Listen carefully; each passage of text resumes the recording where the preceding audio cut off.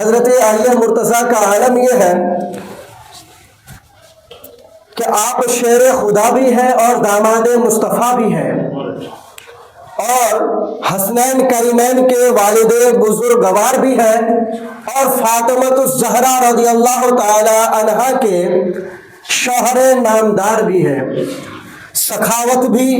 صاحب شجاعت والے بھی۔ اسی طریقے سے رب تبارک و تعالیٰ نے حضرت علی رضی اللہ تعالی عنہ کے اوپر ساری خوبیاں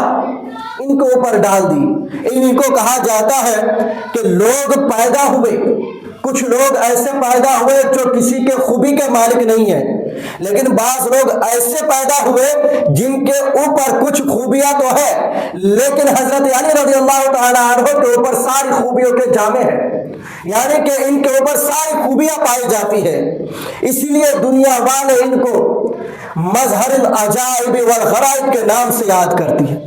اور اسی طریقے سے تا قیامت تک ان کو اسی نام سے پکارے جائیں گے اور اسی نام سے ان کو یاد کیے جائیں گے۔ اس لیے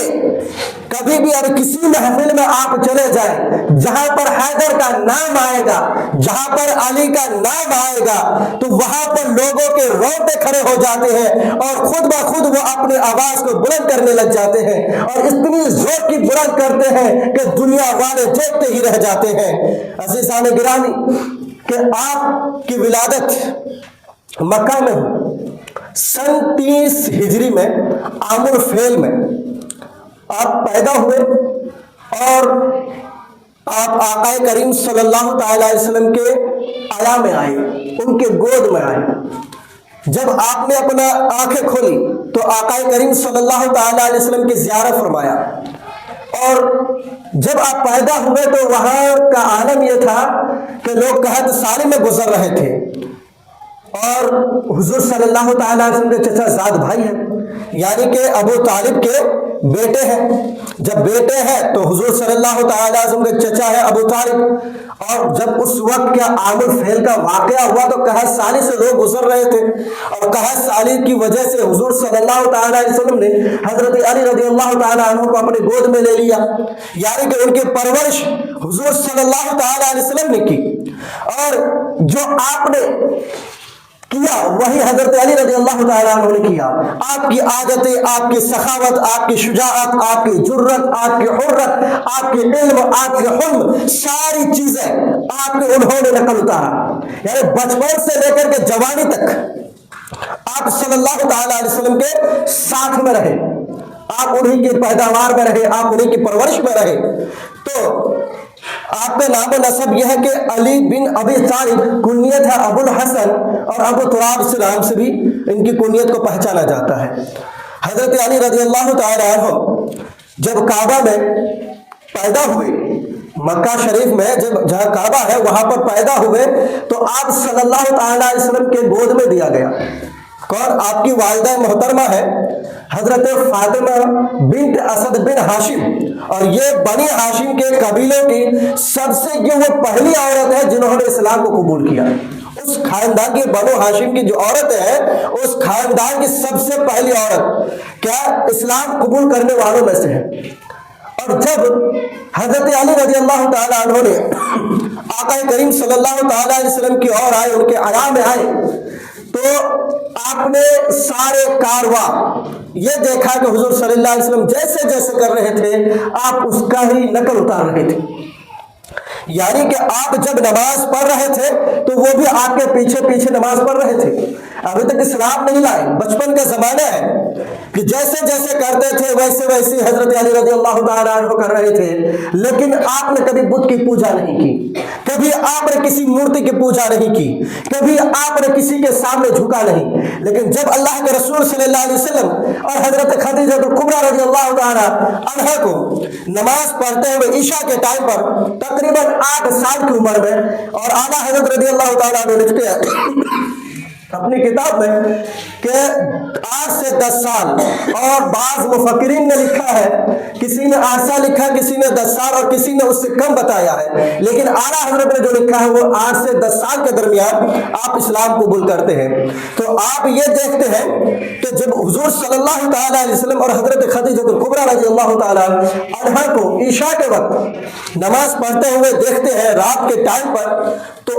آپ بغور ان کو دیکھتے ہیں کہ حضرت حضور صلی اللہ علیہ وسلم کیا فرما رہے ہیں، کیا کہہ رہے ہیں، اور وہ کیا کیا پڑھتے جا رہے ہیں، ساری چیزوں کو بغور دیکھ رہے ہیں۔ اور جب وہ لوگ نماز سے فارغ ہو جاتے ہیں تو حضرت علی رضی اللہ تعالیٰ عنہ فرماتے ہیں کہ اے اللہ کے رسول صلی اللہ تعالیٰ علیہ وسلم، اے میرے بھائی، اے محمد صلی اللہ تعالیٰ علیہ وسلم، آپ لوگ ابھی کیا کر رہے تھے، اور یہ کیا چیز ہے؟ 8 سال کا لڑکا ہے اور وہ یہ سمجھ رہا ہے کہ یہ کسی کی عبادت کر رہے ہیں، کسی کو پوچھ رہے ہیں، کسی کے سامنے جھک رہے ہیں۔ تو حضرت علی رضی اللہ تعالیٰ عنہ نے فرمایا کہ اے اللہ کے رسول صلی اللہ تعالیٰ علیہ وسلم، آپ کیا کر رہے ہیں؟ تو اللہ کے رسول صلی اللہ علیہ وسلم نے فرمایا کہ آپ بھی جس دین پر میں ہوں، جس ایمان کو میں لے کر کے آیا ہوں، میں جس دین کو لے کر کے آیا ہوں، آپ بھی اس دین پر آ جاؤ۔ 8 سال کا بچہ ہے، 8 سال کا بچہ ہے، اور وہ بھی مطلب علم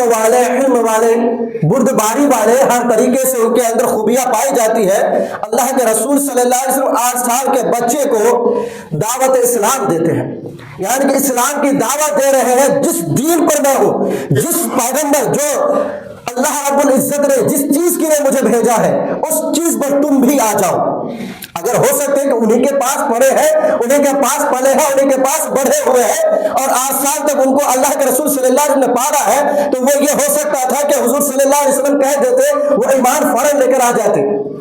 اللہ کے رسول صلی اللہ علیہ وسلم ساتھ چلنے والے، ان کے ساتھ پھرنے والے، اینی ٹائم اور ساتھ میں رہنے والے، کہ اللہ کے رسول صلی اللہ علیہ وسلم جب حضرت علی رضی اللہ تعالیٰ عنہ کو فرماتے ہیں کہ اے علی، جو چیز میں کر رہا ہوں وہ چیز کر لو، جس چیز کے لیے میں بنایا گیا ہوں، جس چیز کے لیے میں دنیا میں بھیجا گیا ہوں، اس دین پر تم قائم ہو جاؤ۔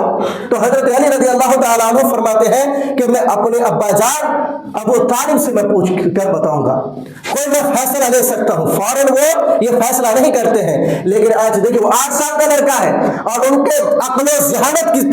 توجہ فرمائیے کہ 8 سال کا لڑکا وہ یہ کہہ رہا ہے، اور اللہ کے رسول صلی اللہ علیہ وسلم کی باتوں پر وہ یہ کہہ رہا ہے کہ اے اللہ کے رسول، میں آپ کے دین پر آؤں یا نہ آؤں، پہلے میں اپنے ابا جان سے پوچھوں، اگر وہ مجھے تسلیم کر لے، اگر وہ مجھے اجازت دے دے تو میں کر لوں گا، ورنہ آپ اپنے حساب سے دیکھ لیجئے گا، ورنہ میں اسلام کو قبول نہیں کر سکتا۔ لیکن آج ہماری قوم کی حالت یہ ہے، باپ ایک جگہ پر بیٹھا ہوا ہے، بیٹا ایک جگہ پر بیٹھا ہوا ہے، باپ جو کام کر رہا ہے بیٹے سے وہاں پر اختلاف ہے، بیٹا جو کام کر رہا ہے کبھی اپنے باپ کے سامنے مشورہ نہیں کرتا ہے، کبھی باپ سے پوچھتا تک نہیں ہے۔ لیکن اللہ کے رسول صلی اللہ علیہ وسلم کی ذہانت کو انہوں نے دیکھا، حضرت علی رضی اللہ تعالیٰ عنہ نے، کہ اور انہی ذہانت کو انہوں نے اختیار کیا، تو حضرت علی رضی اللہ تعالیٰ عنہ نے فرمایا میں پہلے اپنے بابا جان سے میں پوچھوں گا، اس کے بارے میں اختیار کروں گا، تب جا کے میں اسلام میں آؤں گا۔ تو اللہ کے رسول صلی اللہ علیہ وسلم نے فرمایا جاؤ، تمہاری جیسی مرضی ہے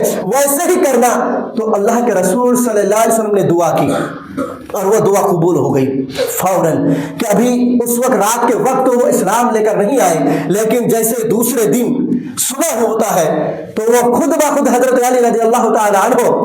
وہ آتے ہیں آپ کے بارگاہ میں اور فرماتے ہیں کہ اے میرے بھائی، مجھے آپ اپنا کلمہ پڑھا دیجیے۔ حضرت علی رضی اللہ تعالیٰ عنہ کلمہ پڑھتے ہیں 8 سال کی عمر میں،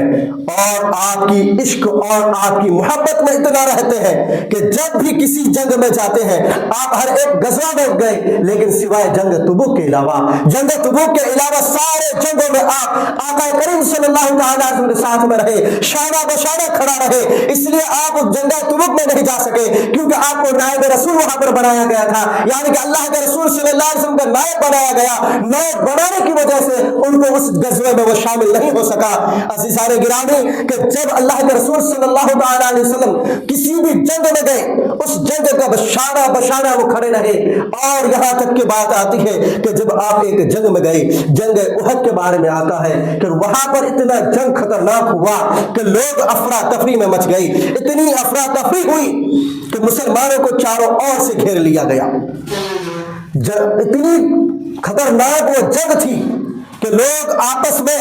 بھڑنے لگے، مسلمان کا پتہ نہیں، کافروں کا پتہ نہیں، اتنی دھول مٹی وہاں پر اڑنے لگے، چاروں طرف سے مسلمانوں کو گھیر لیا گیا۔ اور جب اس جنگ میں حضور صلی اللہ تعالیٰ علیہ وسلم نے پہلے ہی فرما دیا کہ جن کو جس جگہ پر کھڑا کیا جائے، جس کو جس مقام پر مسلط کیا جائے، وہ اپنی جگہ سے ہلنا نہیں۔ لیکن کچھ لوگوں نے یہ اعلان کر دیا ہم تو جنگ جیت چکے ہیں، اس لیے جنگ کی وجہ سے، جیتنے کی وجہ سے، مال و غنیمت اکٹھا کرنے کی وجہ سے لوگ اپنی جگہ کو چھوڑ دیے، اور کفار تو وہاں پر پہاڑیوں کی اور سے بھاگنے لگے تھے۔ لیکن جب ان لوگوں نے یہ دیکھا کہ یہاں تو مسلمان جو ہے وہ تو اپنے مال و غنیمت اکٹھا کرنے پر مشغول ہے، لوگوں نے یہ افواہ پھیلا دیا گیا تاکہ آپ صلی اللہ تعالی وسلم کو قتل کیا جائے۔ آپ صلی اللہ تعالی وسلم کا قتل کرنے کے ارادے سے لوگوں نے یہ افواہ پھیلایا تھا، لیکن بضابطہ ایسا نہیں ہو سکا۔ لیکن جب معاملہ یہاں تک آیا، حضرت علی رضی اللہ تعالی عنہ کے پاس خبر پہنچتی ہے، کچھ لوگ تو بھاگ گئے، کچھ لوگ شہید ہو گئے، لیکن جب حضرت علی رضی اللہ تعالی عنہ نے چھاننا چاہا، آقا کریم صلی اللہ تعالی وسلم کو دیکھنا چاہا، کہیں پر آپ نہیں مل رہے تھے۔ پہلے آپ نے زندوں میں تلاش کیا، پھر آپ نے مردوں شہیدوں میں تلاش کیا، پھر آپ نے مردوں میں تلاش کیا، لیکن آپ کہیں پر نہیں مل سکے۔ لیکن جب حضرت علی رضی اللہ تعالی عنہ نے اپنی تلوار کو اٹھایا، اور تلوار کو اٹھاتے اٹھاتے کفار کی صفوں میں گھس گئے، اس طریقے سے اپنے تلوار کو اٹھائے کہ کفار مشرکین کو اس طریقے سے قتل کرتے گئے جس طرف حضرت علی رضی اللہ تعالی عنہ جا رہے تھے، اس سائڈ سے سارے کفار مکہ سائڈ ہو رہے تھے، ان کو راستہ دے رہے تھے، یہاں تک کہ آپ نے آقا کریم صلی اللہ تعالی علیہ وسلم کو دیکھ لیا۔ اور جب آقا کریم صلی اللہ علیہ وسلم کو دیکھ لیا کہ دیکھا کہ آقا کریم صلی اللہ علیہ وسلم اکیلا ہے، اور آقا کریم صلی اللہ علیہ وسلم کے اور ایک گروہ در گروہ آ رہے ہیں، آپ صلی اللہ تعالی علیہ وسلم کو قتل کرنے کے ارادے سے آ رہے ہیں، تو آپ صلی اللہ تعالی علیہ وسلم نے فرمایا حضرت علی کو، اے علی، حضرت علی رضی اللہ تعالی عنہ کی طرف اشارہ کیا ان لوگوں کی اور۔ جب حضرت علی رضی اللہ تعالی عنہ اکیلے ان گروہ کے اور بڑھے تو سارے کے سارے کو در بدھن کر دیا، سب کو سب مار دیا، اور پھر جب دوسری گروہ آنے لگا تو آپ صلی اللہ تعالی علیہ وسلم کے اور قریب نہیں آنے دیا۔ اسی طریقے سے آپ نے جب لڑنا شروع کیا، حضرت جبرائیل علیہ السلام آئے اور فرمایا کہ اللہ کے رسول صلی اللہ تعالی علیہ وسلم حضرت علی کی شجاعت دیکھ کر پورے آسمان میں روشنائی پھیل گئی ہے، سارے فرشتے ان کے لیے دعا کر رہے ہیں۔ تو اللہ کے رسول صلی اللہ تعالی علیہ وسلم نے فرمایا میں علی سے ہوں، علی مجھ سے ہے۔ تو حضرت جبرائیل علیہ السلام نے فرمایا میں آپ دونوں میں سے ہوں، میں آپ دونوں میں سے ہوں۔